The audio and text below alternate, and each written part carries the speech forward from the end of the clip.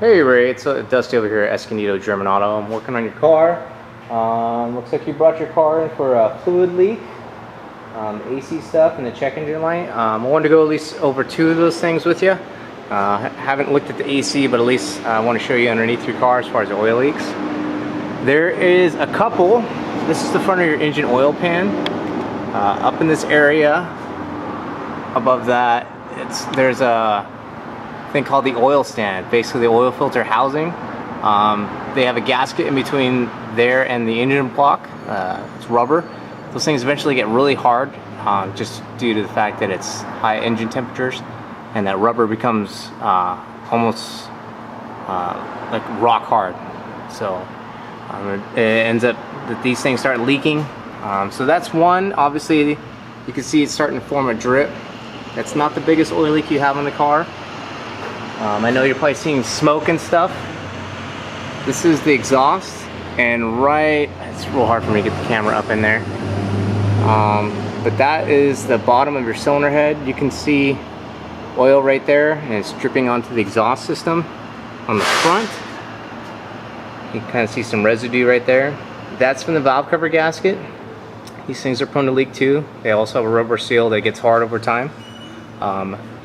That is those. See the engine oil pan is kind of soaked right there. It also has to do with your check engine light.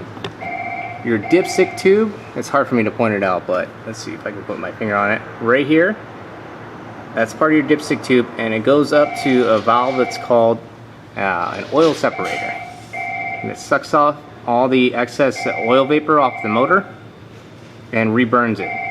And the valve inside there eventually goes bad, and it actually starts sucking way too much.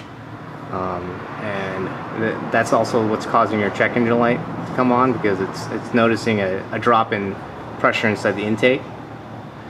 So that is that. But the biggest oil leak is in between the engine and trans, and it's actually coming from the transmission oil pump, the front pump. The torque converter is driving that thing, and we've seen this plenty of times. It's actually happened unfortunately on my car too. I had this issue. The front pump basically has like a little bushing that the converter rides on, and it seizes, and then the actual converter starts moving around in there, so that seal can't hold it.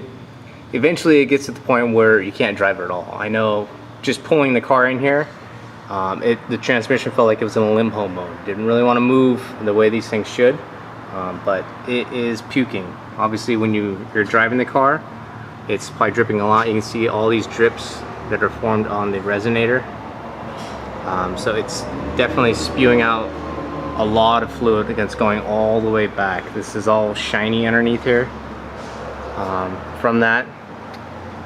So that is the biggest oil leak, and then we got looks like some leakage on the differential. It's been happening for a while now. It's got a lot of basically caked on dirt. Usually when it gets to that point, it's not a big leak, but it's just a consistent leak over a long period of time. So looks like we have a little bit going on. So that's the biggest things, is mainly the transmission for the biggest oil leak.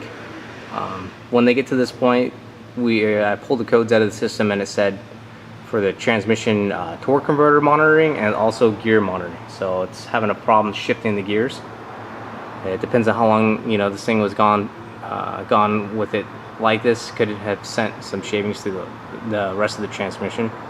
We won't know until we get into there, but we're just gonna give you a worst case scenario as far as what it'll take to get that repaired.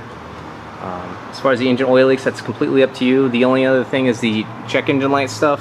Eventually, when that valve sticks completely, it can suck straight engine oil out of the dipstick, and you'll have like a white smoke out the exhaust. That's it when they fail completely. So those are the two things. Obviously, we're going to check your AC and make sure if there's anything else going on with that, but at least you know what the big stuff is on your car. Alright Ray, well, hope this helps, and let us know what you want to do.